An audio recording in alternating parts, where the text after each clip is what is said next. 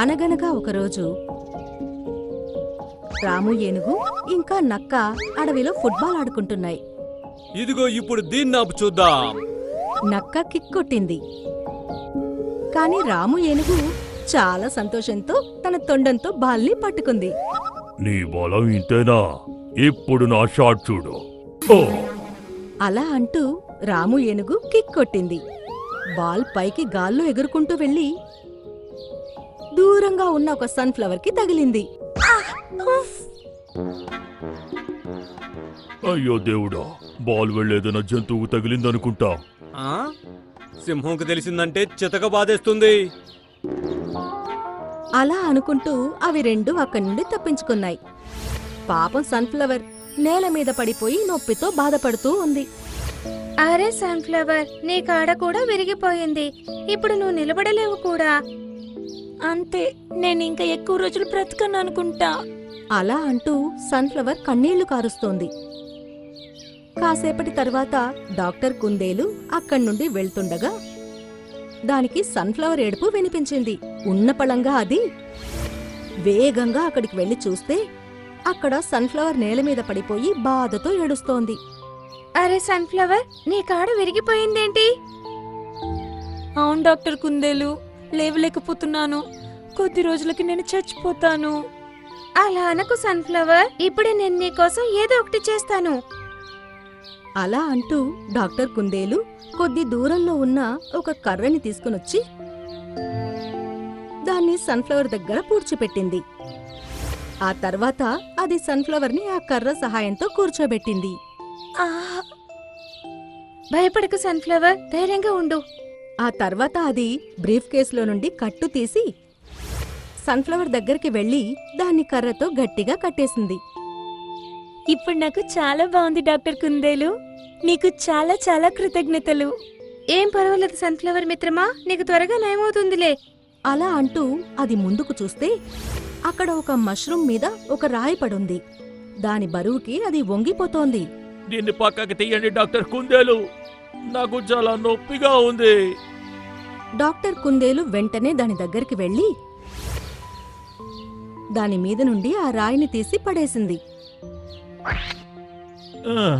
కృతజ్ఞతలు డాక్టర్ కుందేలు. నేను నీ గాయాలకి మందు పట్టిస్తాను, అప్పుడవి త్వరగా తగ్గిపోతాయి. అలా అంటూ డాక్టర్ కుందేలు దాని బ్రీఫ్ కేసులో నుండి ఆయింట్మెంట్ని తీసి మష్రూమ్ గాయాలకి పట్టించింది. వా, చాలా చల్లగా ఉంది. ఆ తర్వాత డాక్టర్ కుందేలు సంతోషంతో దాని ఇంటికి వెళ్ళిపోయింది. ఇంటికి వెళ్లి ప్రశాంతంగా పడుకుంది. అదే అడవిలో ఉండే గోల్డీ రాబందు అదే సమయానికి దానింటికి చేరుకుంది. వచ్చేసావా ఇంటికి?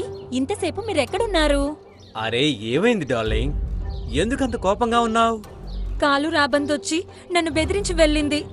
వచ్చే వారంలోపు మనం ఈ ఇల్లు ఖాళీ చేసి వెళ్ళిపోవాలని అంటుంది. లేదంటే మన అంతు చూస్తానంటోంది.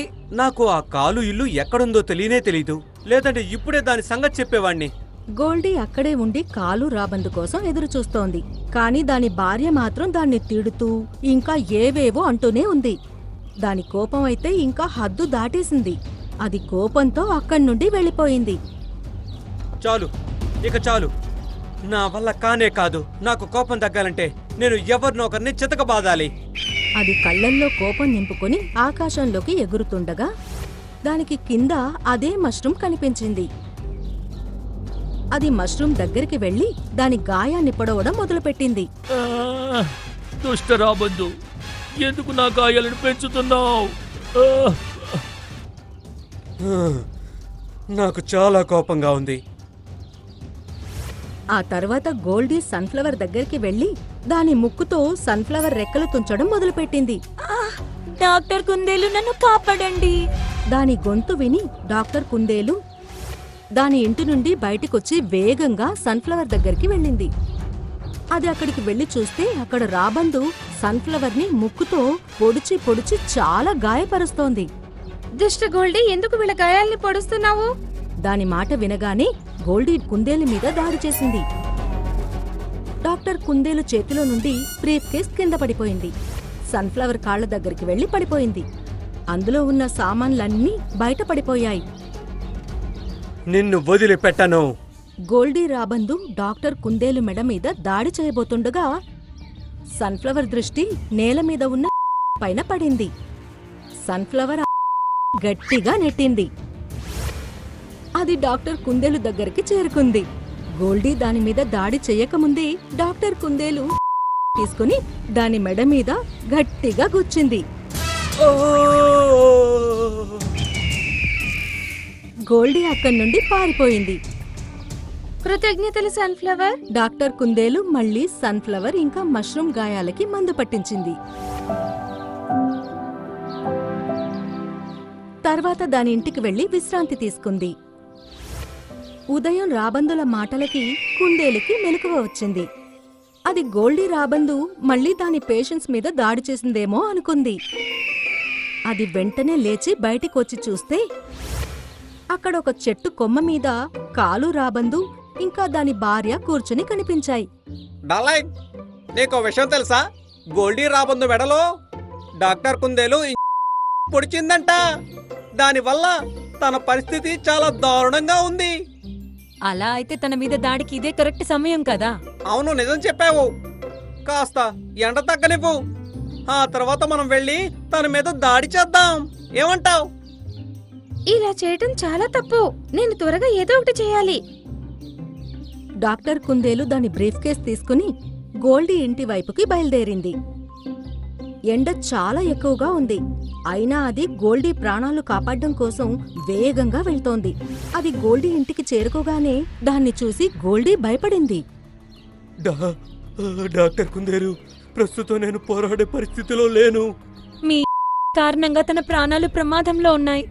మీరేం కంగారు పడకండి, నేనిప్పుడే మిమ్మల్ని బాగు చేస్తాను.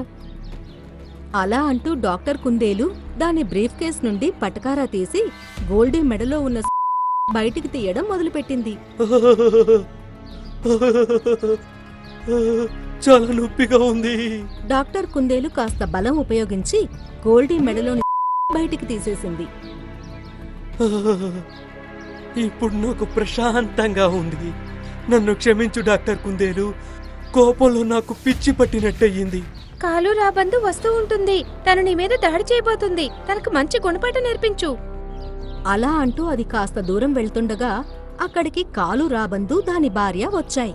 అరే ఓ గోల్డీ, నువ్వు వెంటనే ఎడవిని వదిలి వెళ్ళిపో, లేదంటే నిన్ను ప్రాణాలతో వదలను. ఈ మాట వినగానే గోల్డీ లేచి నిలబడింది. దాన్ని చూసి అవి రెండూ భయపడ్డాయి. అరే, నువ్వు ఎలా బాగైపోయావో ఇప్పుడు చెప్తాను ఎలా అయ్యానో. అలా అంటూ గోల్డీ కాలు మీద దాడి చేసింది. గోల్డీ కాలుకి బాగా బుద్ధి చెప్పింది. గోల్డీ భార్య కాలు భార్యని చితకబాదింది. అరే పద ఇక్కడ నుండి. అరే వెళ్ళాం, చాలా ప్రమాదం ఇక్కడ. అలా అంటూ కాలు ఇంకా దాని భార్య అక్కడి నుండి పారిపోయాయి. డాక్టర్ కుందేలు దూరంగా నించొని ఇదంతా చూస్తోంది. గోల్డీ ఇంకా దాని భార్య సంతోషంగా ఉండడం చూసి దాని మొహం కూడా సంతోషంతో వెలిగిపోయింది. ఇంకా అది అక్కడి నుండి వెళ్ళిపోయింది.